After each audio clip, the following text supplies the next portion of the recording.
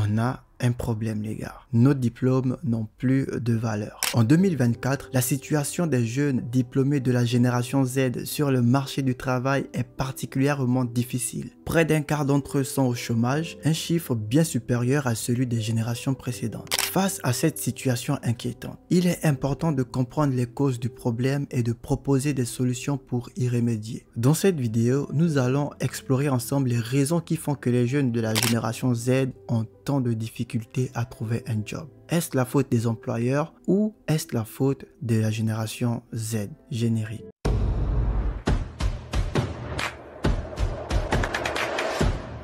Salut les gars, c'est Michael. Bienvenue sur cette vidéo. Si tu n'es pas encore abonné, tu peux t'abonner et activer la cloche de notification. Et si tu aimes la vidéo, n'oublie pas de laisser un j'aime, c'est important pour le soutien de la chaîne. L'insertion professionnelle des jeunes Z est compliquée par plusieurs facteurs, notamment un marché du travail tendu, une précarisation des emplois et un décalage entre les formations et les attentes des employeurs. Ça ne sert à rien de prendre un contrat si tu n'as pas de perspective d'évolution, ou ça ne sert à rien de signer un contrat qui ne va pas avec tes attentes salariales. Mais pourquoi les entreprises nous proposent ce genre de barème? Comme on le disait, parfois c'est à cause de l'inflation et les entreprises de nos jours ont beaucoup plus de choix. Il y a des profils seniors qui postulent pour des profils juniors et les entreprises préfèrent recruter des profils seniors. Et ça rend la tâche plus difficile parce que nous, les jeunes de la nouvelle génération, on a un problème, on a beaucoup d'attentes. On se dit, après avoir obtenu un bac plus 5, on doit forcément prétendre au salaire qui est mentionné par les écoles de commerce. Sauf que les écoles de commerce ne nous disent pas qu'après le bac plus 5, qui va te payer ce montant? Quand nous faisons l'alternance, il y a des gens qui ont 4 à 5 ans d'alternance. Il y a des gens qui ont commencé l'alternance depuis leur licence. Mais sauf qu'il y a des entreprises qui n'arrivent pas à prendre en compte l'alternance. Il y a des postes où on te dit qu'on a besoin de 3 ans d'expérience hors alternance. Mais l'alternance, c'est une expérience professionnelle.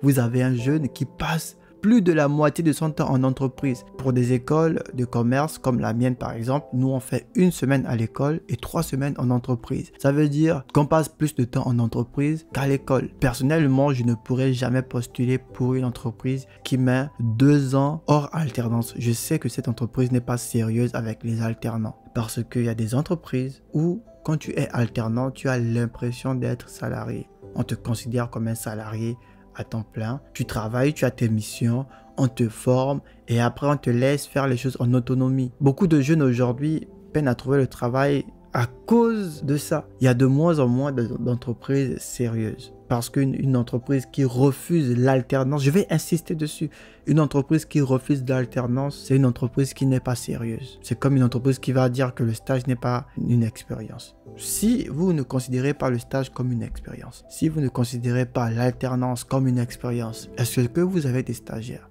Est-ce que vous avez des alternants?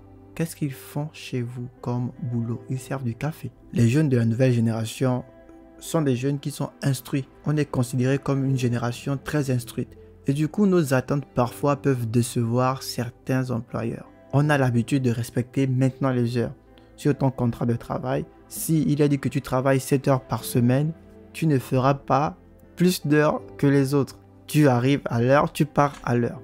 Aussi, on a des attentes. On veut respecter notre vie personnelle et notre vie professionnelle. On veut avoir un équilibre de vie. En plus, notre génération, on dit qu'on est beaucoup stressé. On est la génération qui a le plus de problèmes psychologiques et tout le reste. C'est vrai que ça fait rire, mais dans la majorité des cas, ça peut être vrai parce qu'on a un stress continu. Avec tout l'univers d'informations qu'on a, que ce soit sur les réseaux sociaux et tout le reste, on a ce sentiment de FOMO. On veut essayer de se comparer aux autres maintenant. On a la peur de perdre quelque chose en fait. Et on se dit, on ne veut pas s'engager facilement avec une entreprise si on peut avoir mieux. Mais on se trompe. Je pense personnellement qu'on se trompe, qu'on ne sait pas faire les bons choix. Je pense qu'on a besoin de conseils. On a besoin de se déconnecter un peu. On a besoin de revenir sur terre. Mais c'est chose impossible. Les jeunes ne veulent plus servir que du café. Même en alternance, si vous avez un alternant qui arrive dans votre entreprise et il constate qu'il ne sert à rien, il va vite trouver une autre entreprise parce que les jeunes veulent apprendre, ils veulent travailler en autonomie, avoir des missions et faire beaucoup de choses. une entreprise qui recrute un alternant, qui n'arrive pas à former cet alternant pour qu'il soit autonome, c'est normal qu'à la fin, l'entreprise va demander 2 ans d'expérience hors alternance. C'est pour dire que cette entreprise n'a pas la capacité de motivation des jeunes. On veut avoir un sentiment de responsabilité. On veut avoir des feedbacks, on veut avoir des conseils. On veut ressentir qu'on fait quelque chose de bien pour l'entreprise. À quoi ça sert de travailler pour une entreprise si tu ne veux pas contribuer à son succès? Si j'avais un conseil pour les managers, comment il faut faire pour s'adapter à la nouvelle génération? Sans oublier qu'il y a la génération alpha qui arrive. Encore 2 fois plus pire. Je ne sais pas si ça se dit, plus pire. De nos jours, les étudiants à partir de la 3e année commencent à chercher l'alternance. Ils ne veulent plus faire 5 ans parce qu'on sait que les diplômes ne valent plus rien. Il faut juste avoir de l'expérience. C'est ce qui compte. Tu peux avoir un bachelor, mais si tu as 4 ans d'expérience, tu peux être mieux payé que celui qui a bac plus 5 et n'a pas d'alternance. C'est important que les managers se forment à la nouvelle génération. Pour la plupart, dans les grosses boîtes et dans les entreprises, on a des managers de l'ancienne génération et eux, ils ne sont pas encore adaptés à la nouvelle génération. Donc, ils doivent s'adapter et vice-versa pour les jeunes. Les jeunes doivent s'adapter à l'ancienne génération. Je n'arrive pas à comprendre. C'est compliqué pour nous de trouver un boulot. Tu vas sur les sites d'offres d'emploi. À peine tu postules, 2 heures plus tard, on t'envoie un mail automatique, on te refuse. Tu te demandes pourquoi ta candidature a été refusée. On ne sait pas ce qui se passe derrière. Tu vas prendre le temps de rédiger ta lettre de motivation, adapter le CV en fonction de l'entreprise pour recevoir un mail automatique. Si je suis recruteur un jour, qu'est-ce que je ferai?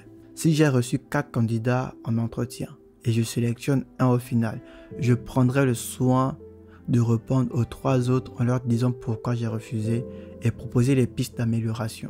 Parce que ça aide les jeunes. Les gars, il faut qu'on arrête de se voiler la face, qu'on va toucher un gros salaire à la sortie de notre bac plus 5. On pourra toucher un salaire équivaut.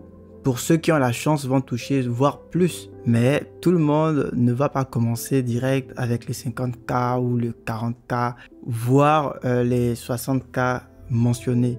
Avec un peu de chance, tu peux tomber dessus. Mais ce qu'il faut savoir, c'est que quand on sort d'une école de commerce, la meilleure chose à faire, c'est de trouver d'abord une entreprise pour acquérir de l'expérience. Et si dans cette entreprise, tu as la chance d'avoir un bon salaire, si tu as la chance d'évoluer à l'intérieur, pourquoi ne pas rester? Ça ne sert à rien de subir le chômage parce qu'on t'a menti qu'après avoir fait le prêt étudiant, après avoir fait 5 ans dans une école de commerce, tu vas directement te retrouver à occuper un poste où tu es bien payé. C'est encore une question de chance. Lancez-vous dans l'entrepreneuriat.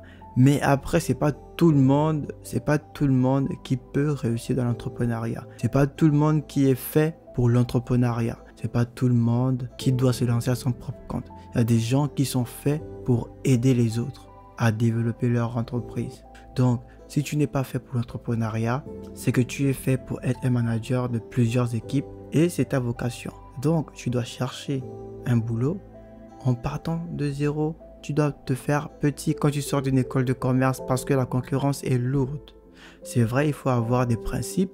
Quand tu connais tes capacités, quand tu connais ce pourquoi tu postules, c'est bon d'avoir les exigences. Que ce soit l'employeur ou le salarié, chacun attend quelque chose de l'autre. Si ton employeur attend de toi que tu fasses le travail en autonomie, que tu rendes le boulot dans les temps, tu dois aussi attendre de ton employeur qu'il te paye un salaire convenable qui te motive à venir au travail tous les jours. On n'arrive pas à s'adapter à nos employeurs et les employeurs n'arrivent pas aussi à s'adapter à nous. Il y a un petit gap. Il faut qu'on essaie de faire la paix. Réconciliez-vous et avoir un bon manager, c'est ce que je peux souhaiter à tout jeune qui vient de se lancer dans son CDI. Si j'ai oublié d'autres facteurs, dis-moi dans les commentaires pourquoi on n'arrive pas à trouver le job. Pourquoi il y a de plus en plus de personnes au chômage après leurs longues années d'études. Dites-moi, je vais vous lire. Sur ce, n'oublie pas de t'abonner, d'activer la cloche de notification et si tu es intéressé par mon contenu, tu peux regarder ces vidéos.